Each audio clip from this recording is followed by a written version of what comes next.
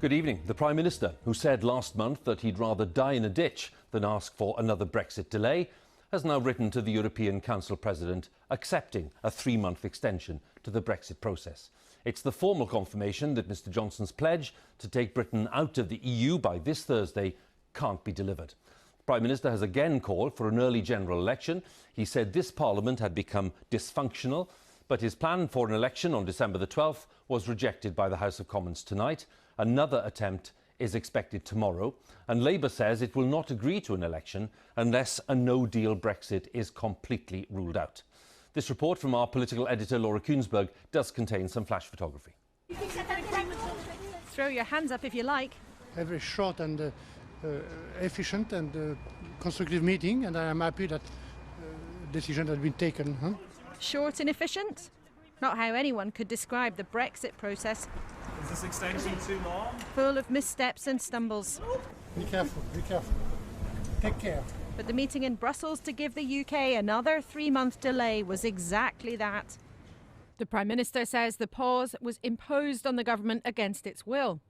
And writing to the EU Council, he says, "I have no discretion to do anything other than confirm the UK's formal agreement to this extension." He goes on to state, "In my view, this unwanted prolongation of the UK's membership of the EU is damaging to our democracy and to the relationship between us and our European friends." But despite Boris Johnson's rush, he's broken his Brexit deadline and his promise to leave by Halloween. Instead, this afternoon, trying to push MPs to the ballot box.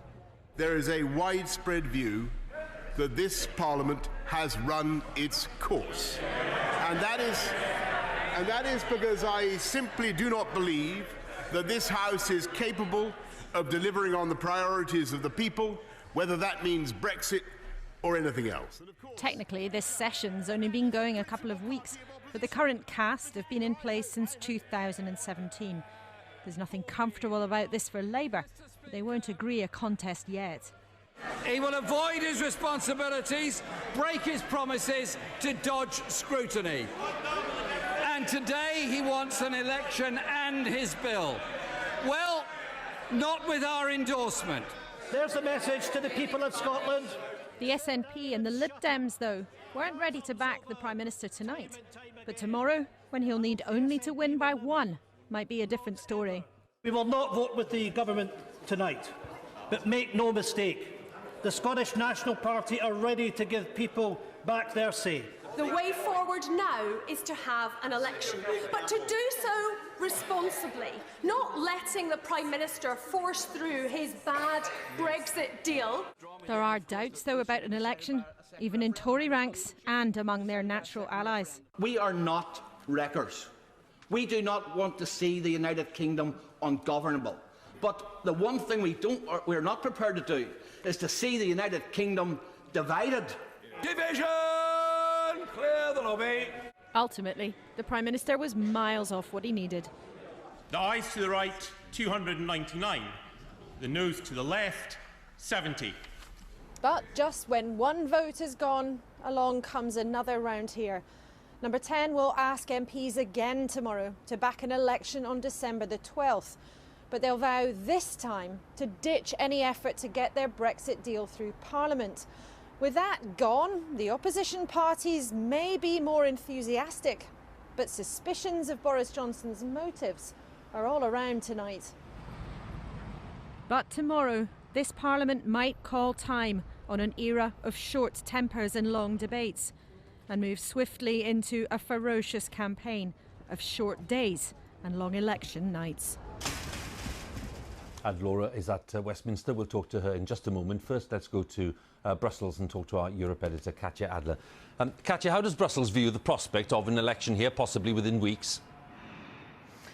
Well, Hugh, if we think back to when Theresa May was Prime Minister, at the time, EU leaders hoped that if you got Parliament involved, that could help solve the UK's Brexit question. At other times, they thought a second referendum or even, yes, a general election. Definitely, when they've been renegotiating the Brexit deal of late, EU leaders have hoped this could bring the issue of Brexit to a conclusion in the UK. Certainly, the Prime Minister promised EU leaders it would, and yet look where we are right now. There have been so many false dawns when it comes to the long Brexit process, and that's why when the Prime Minister, in his letter to the EU today, asked them, yes, I'll accept a new Brexit extension, but please could you, EU, make it clear that this will be the very last Brexit delay. This is not something that EU leaders are really prepared to do, because, Hugh, what happens if it does come to a general election and it proves inconclusive when it comes to Brexit? What happens if the new Brexit deal comes again before Parliament and MPs reject it? EU leaders, their main focus throughout all these months of negotiation has been to avoid a damaging no-deal Brexit. They want to keep in their back pocket the possibility of another Brexit extension if need be, to avoid a no-deal scenario, even if the idea of even more Brexit delay really does not make the EU happy. All right, Katja, thanks very much. Let's go to Westminster then, talk to Laura.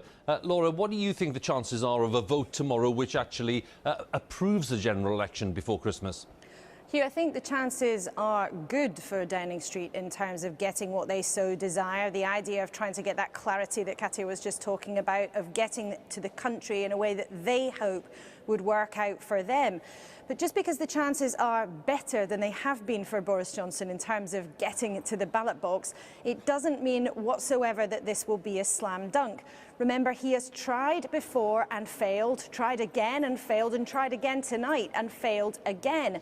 It seems tonight that the Lib Dems and the SNP are pretty much on board, but pretty much is very important. They will be waiting to see precisely in black and white what the terms are of the vote that the Prime Minister wants to have tomorrow.